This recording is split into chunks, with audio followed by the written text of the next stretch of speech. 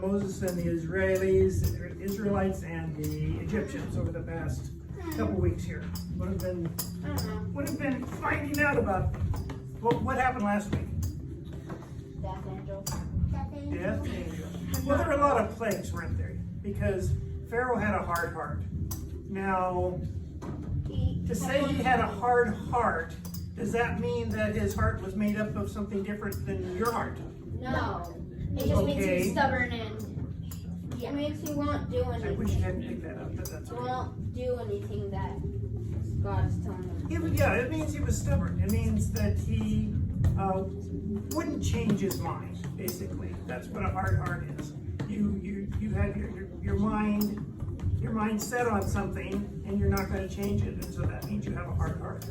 So that's what he was, and so God was giving him one reason after another, excuse me, one reason after another to change his heart.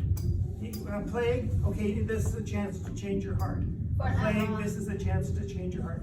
Change a chance, until it finally got down to where God said, this is your last chance. The firstborn, and I believe it was even the animals, all the firstborn of the people and the animals all died, which would cause quite a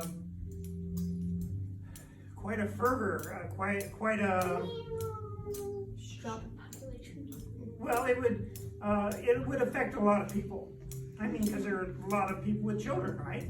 And I mean, even grown-up people, if they were the firstborn, it would affect them because they were the firstborn. So not only were their children and women and men, all were dying because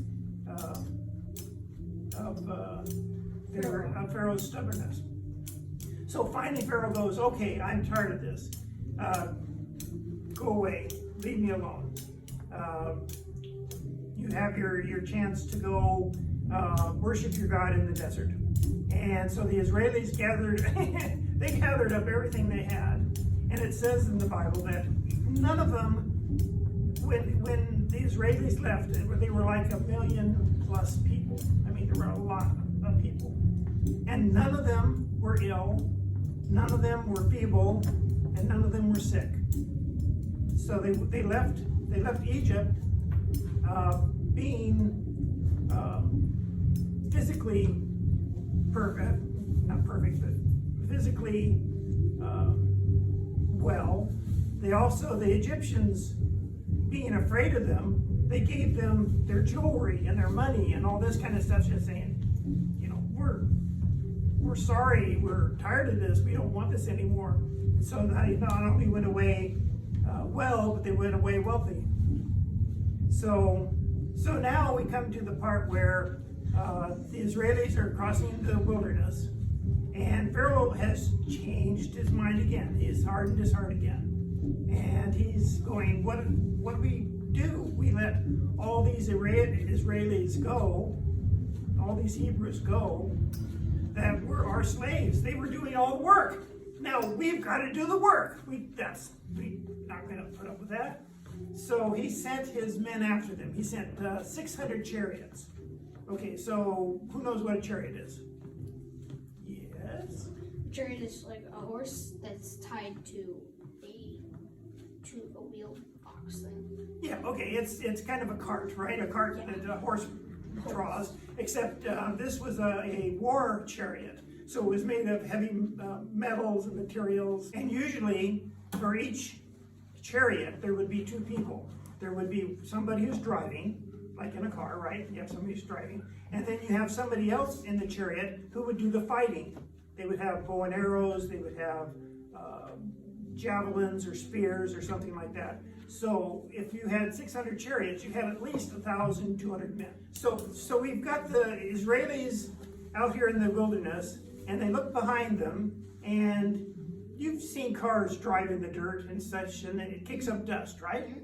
So here's 600 chariots coming after them and churning up a lot of dust, so they're going to notice. And they start complaining to Moses, going, there weren't enough graves in Egypt you brought us out here to die?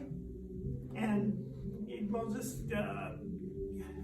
went to the Lord, and the Lord said, just be still and know that I'm God.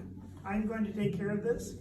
And the Hebrews, children, they had a cloud that represented God that followed them during the day and night. During the day it was a cloud, and during the night it was like it was on fire. So it was the presence of God that was with them. So the Egyptians were coming up behind them, and God said, Moses, stretch out your staff over the water and part it. And so Moses did that.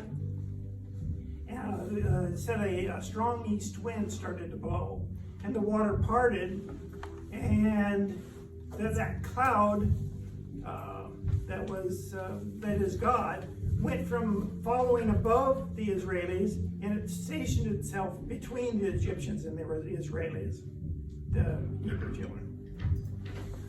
Anyway, so now the Egyptians drive up to this cloud, and it's kind of troubling because it's just a cloud that's like on fire, and they don't know what to do, and so they stop. So I made a slight mistake. So this cloud that was following the Hebrew children during the day, it set itself between them and the Egyptians that were racing up upon them.